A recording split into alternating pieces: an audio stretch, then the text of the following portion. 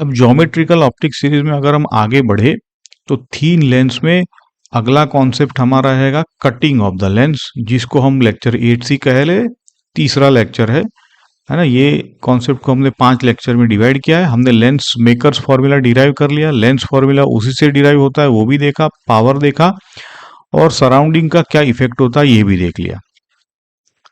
तो आज के लेक्चर में हम देखो कटिंग ऑफ द लेंस देखेंगे, और उसके जो मायने हैं कि इंटेंसिटी चेंज होती है, इमेज क्या चेंज होता है, फोकल लेंथ चेंज होता है, क्या क्या चेंजेस होते हैं, वो सारी चीजें हमने ये सारी चीजें कवर की है। Okay, lens in the liquid cover कर लिया है। अगले लेक्चर में हम कुछ 2 लेक्चर जो बचे उसमें अच्छे प्रॉब्लम्स करेंगे और समराइज करेंगे इस कॉन्सेप्ट को। अच्छा, इस लेक्चर में अगर आपके पास शार्प नोट है तो आप देखोगे कि जो इंटेंसिटी का की रिजल्ट हमने लिया है उसको हम आप आज का क्लैरिटी मिलेगी, और उसको किस वेरिएशन में एग्जाम में पूछा जा सकता है ना। ये सारी चीजें हम आप गौर करो तो हमने कटिंग ऑफ द मिरर जो किया था ना, उसी का ये स्लाइटर वर्जन है। वहां पे हमने डेप्थ में कटिंग ऑफ द मिरर किया था। चलो, तो हमारा स्टार्टिंग पॉइंट क्या रहेगा कि by convex lens symmetric. Symmetric का मतलब ये रेडियस और ये रेडियस दोनों सेम।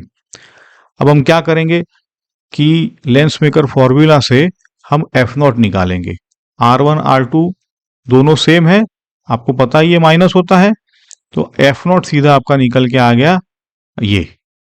ठीक है, अब इसको कट करने के लिए दो दो तरीके हैं। एक तो है अलोंग द प्रिंसिपल एक्सिस, ऐसे कट करो। ये है परपेंडिकुलर तो ए प्राइम जो है परपेंडिकुलर, और ठीक है। तो देखो पहले हमने कट किया है अलोंग द प्रिंसिपल एक्सिस, तो आपको 2 प्लेनो कॉन्वेक्स लेंस मिल गए, लेकिन ये डी शेप ऐसे शेप में मिलेंगे आपको। अब ये समझो कि ये प्रिंसिपल एक्सिस पे है। अब हम सवाल पूछे अगर कि क्या फोकल लेंथ चेंज होंगी, तो आप ऐसा सवाल पूछो कि what determines the focal length. तो फोकल लेंथ में तो ये 3 चीजें डिटरमिन करती है। अब इस लेंस के लिए क्या ये 3 चीजें चेंज हुई? नहीं चेंज हुई है।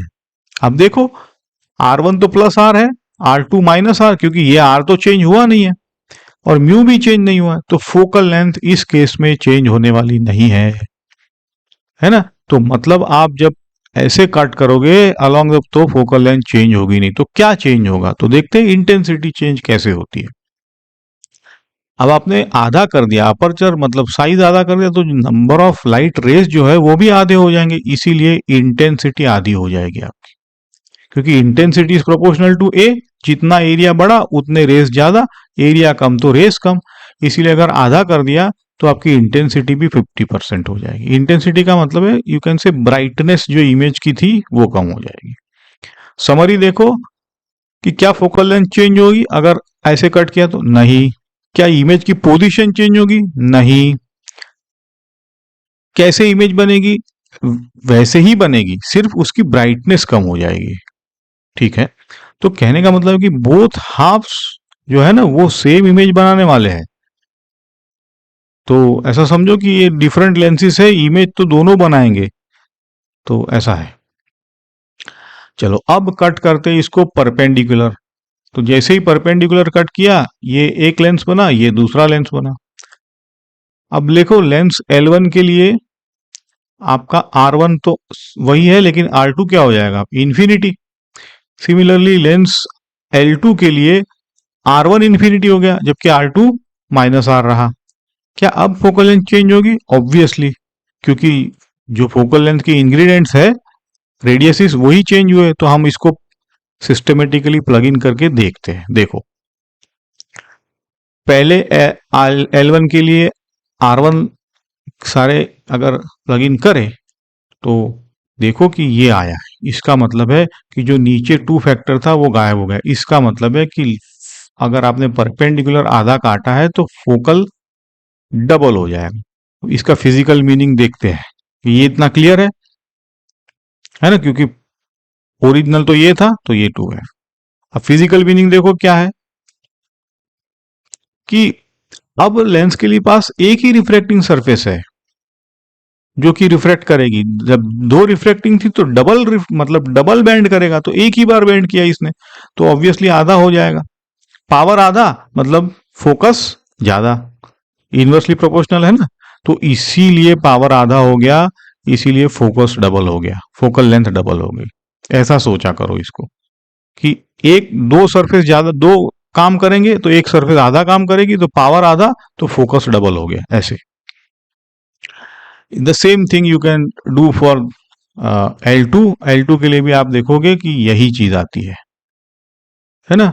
तो बोथ हाफ्स हैव आइडेंटिकल, और वो फोकल लेंथ, क्योंकि दोनों के लिए वही चीज है, एक ही रिफ्रैक्टिंग सरफेस मिलती है तो पावर आधा हो जाता है, इसीलिए उनका फोकस दोनों के लिए, ठीक है, डबल हो जाता है। अब यही चीज वापस रिपीट किया है कि बाय कॉन्वेक्स में पहले F equal to f naught था, आपने आधे को यहां लिया, आधे को यहां लिया, तो उस इसके पास एक ही सरफेस बचेगी जो कि रिफ्रैक्ट करेगी, इसीलिए इसका फोकल लेंथ डबल हो गया, है ना। तो इन्वर्ट कर रही है, कन्वर्जिंग है, ये भी इन्वर्ट करेगी, कन्वर्जिंग है। ओके। हाँ, ये सारी चीजें तो सेम थिंग है। जैसे हमने कहा flat does nothing, curve surface कैसे बैंड करेगी। अब ये तो आपको ना, ये जो 6 केसेस थे एक सरफेस के लिए, उसके ऊपर से पता चलेगा कि ये कैसे इन्वर्ट कर रही है, या है ना। ये तो अ, हमारे 85 कॉन्सेप्ट में ये सारा चीज कवर किया था। एनीवे, वन सरफेस का मतलब है डबल द फोकल लेंथ, बस ये टेक होम मैसेज है। अब देखो सिचुएशन दी है, आपने ये अगर रिमूव कर दिया या पेंट कर दिया या ब्लॉक कर दिया, ओपेक कर दिया, तो ये यूजुअल क्वेश्चन आता है, इज ब्लॉक्ड, फिजिकली रिमूव्ड, और कट कर दिया है, does the remaining portion form the same image और नहीं, या क्या। यूजुअली पोजीशन आपको पता है कि यस, कटिंग से इमेज पे कोई फर्क नहीं, उसकी पोजीशन वगैरह पे सेम फोकल लेंथ रहती है, सेम ऑप्टिकल सेंटर है, पैरा एक्शियल बीम है, इमेज सेम पोजीशन पे होगी, सिर्फ उसकी इंटेंसिटी चेंज हो जाएगी, क्योंकि रेस दो और ये यहां से आते, वो तो कम हो गए, आधे रेस कम हो गए, तो आधी इंटेंसिटी मिलेगी आपको, है ना। ये देखो कि कई बार पहले अटेम्प्ट में स्टूडेंट्स थिंक कि removing the lens removes the part of the image, ना। इमेज तो इतना भी अगर छोटा भी लेंस इतना भी अगर छोटा है तो भी इमेज पूरी बनाएगा वो। और ये हमारा कॉन्सेप्ट चलता आया है प्लेन मिरर से, सेम है यहाँ पे भी। ओके, जस्ट डीमर मतलब इंटेंसिटी कम हो जाएगी। अब देखो कि आपने कट तो किया है उसको अलोंग बीबी प्राइम, मतलब प्रिंसिपल एक्सिस के पैरेलल, लेकिन आपने एक को इधर शिफ्ट किया, एक को इधर शिफ्ट किया। अब क्या इमेज पे फर्क पड़ेगा? ऑब्वियसली फर्क पड़ेगा, क्योंकि इसका इमेज यहां बनेगा, इसका इमेज यहां बनेगा, और वो भी डीमर बनेगी, दोनों डीमर। लेकिन ऑब्जेक्ट का देखो डिस्टेंस अलग है, तो इमेज का डिस्टेंस भी अलग ही होगा, बट ऑब्वियस है। तो different positions along the axis का आएंगे, two images will be formed, है ना। तो separating the half will make two distinct images. Clear है ये बात, है ना। ऐसे अगर सेपरेट किया पैरेलल तो कोई फर्क नहीं पड़ेगा, ओके। लेकिन अगर ऐसे सेपरेट किया तो आपका ऑब्जेक्ट से दो इमेज बनने वाली है, ठीक है। अब और देखो इसको, और देखते हैं कि प्रिंसिपल एक्सिस से अगर सेपरेट कर दिया तो फिर कैसे बनेंगी इमेजेस, ये हम आगे बढ़ते देखते हैं। देखो अब सिचुएशन 3 है, जहां पे हमने कट किया और perpendicular to the original principal, अब ऐसे शिफ्ट किया है दोनों को, है ना। तो जैसे मान लो कि इसका प्रिंसिपल एक्सिस ये हो गया, इसका प्रिंसिपल मतलब ये आपने इतना शिफ्ट कर दिया है, जैसे मिरर में हमने किया था ना, ऑब्जेक्ट को शिफ्ट नहीं किया है ना। पहले आपने कट किया था, लेकिन प्रिंसिपल एक्सिस दोनों की सेम थी, एक को शायद रिमूव कर दिया या एक को ऑपेक कर दिया। अब ये अलग है, दोनों को कट करके शिफ्ट किया है, ऑफसेट बोलो इसको। हाँ, तो क्या होगा कि each half form its own image, मतलब इसका ऑब्जेक्ट का ये अपना इमेज यहां बनाएगा, ये अपना इमेज यहां बनाएगा according to the ray diagram, है ना। तो इसको आप समझ सकते हो जैसे कटिंग ऑफ मिरर में हमने लिया था ना कि this will feel that as this object is not now a point object, it is an extended object for this। और extended object का आपको पता है तो ऐसे। so okay,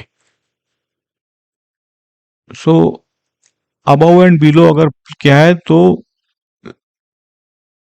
to laterally displaced image मिलेगी, ओरिजिनल प्रिंसिपल एक्सिस पे नहीं मिलेगी। पहले यहां मिल रही थी, अब क्योंकि आपका ये लेटरली डिस्प्लेस्ड है तो ये पॉइंट भी प्रिंसिपल एक्सिस से उतने ही दूरी पर बनने वाला है एज पर दिस मैग्निफिकेशन। आप जैसे मैग्निफिकेशन कैलकुलेट करोगे उस हिसाब से ये पॉइंट उतनी दूरी पर बनेगा, ठीक है। तो इसका रे डायग्राम पहले जैसे मैं हमने देखा अगले की आपको मैथमेटिकली v कैलकुलेट करो, m कैलकुलेट करो, फिर रे डायग्राम ड्रॉ करो। चलो ये आपको ड्रिल प्रॉब्लम है, कॉन्सेप्ट आसान है, फर्स्ट लेवल पे, बोर्ड लेवल पे, सीबीएसई लेवल पे ये पूछे जाते हैं। बाय कॉन्वेक्स लेंस है, दोनों सेम है। आपने both radii curvature, what is the focal length, पहले तो फोकल लेंथ करो, फिर आप उसको कट करो अलोंग ए प्राइम मतलब परपेंडिकुलर, तो आपको पता है आंसर। फिर आप बी बी प्राइम के अलोंग कट करो और आधा रिमूव करो तो क्या होने वाला है, डज इट बिकम डिमर, तो यस 50%। तो ये सारी चीजें आप कर पा रहे हो कि नहीं without given. So these are the typical questions and these are the typical answers, we have already done it, so you know it. तो जो हमने जो इंटेंसिटी की बात की थी, intensity is proportional to the aperture square, so therefore aperture ही अगर कम हो गया तो आपकी ब्राइटनेस कम हो जाएगी, इंटेंसिटी कम हो जाएगी, फोकल लेंथ पे इफेक्ट पड़ने वाला नहीं है। इसको एग्जाम में कैसे पूछा जाता है या कैसे पूछ सकते, intensity versus focal length, block कर दो तो इमेज आधी नहीं बनेगी, उसकी इंटेंसिटी कम हो जाएगी, आधी हो जाएगी। ओके, कटिंग परपेंडिकुलर तो डबल हो जाएगा फोकल लेंथ क्योंकि एक ही रिफ्रैक्टिंग है ना। ओके, तो ये चीज आपको याद रखनी है और कैसे पूछा जाता है ये याद रखना है। तो और हमने बाकी की रोज तो आप कवर कर ली है लेक्चर 8 ए और बी में। तो ये समरी है कि cutting the lens along the principal axis में कोई फर्क नहीं पड़ेगा फोकल लेंथ पे। इंटेंसिटी कैसे चेंज होती है, अगर आधा रिमूव कर दिया वगैरह तो 50%, क्यों वो भी आपने समझ लिया। अगर परपेंडिकुलर कट किया तो फोकल लेंथ डबल हो जाएगा, क्यों, क्योंकि उसका एक ही काम करने वाला रिफ्लेक्टिंग सरफेस बचा है ना। और ये हमने लेंस मेकर फॉर्मूला से भी हमने ये सारी चीजें निकाल ली है। अगर आपने परपेंडिकुलर शिफ्ट किया है, ऑफसेट किया है, तो दो इमेज बनेगी और उसके लिए हम प्रॉब्लम्स करेंगे। तो ये जो यूजुअल जेई के क्वेश्चंस होते हैं ये हमने कॉन्सेप्ट यहाँ पे कवर कर लिए हैं। अब आगे हम इसके प्रॉब्लम्स करेंगे, अच्छे प्रॉब्लम्स करेंगे और ये चीज़ें कैसे एक दूसरे से कनेक्टेड है, कौन से दूसरे चैप्टर से इसका कनेक्शंस वगैरह वगैरह हम देखेंगे। अगर आपको अच्छा लगा है लाइक करो, शेयर करो, सब्सक्राइब करो। Thank you. अगले लेक्चर में कंटिन्यू करते हैं इसको।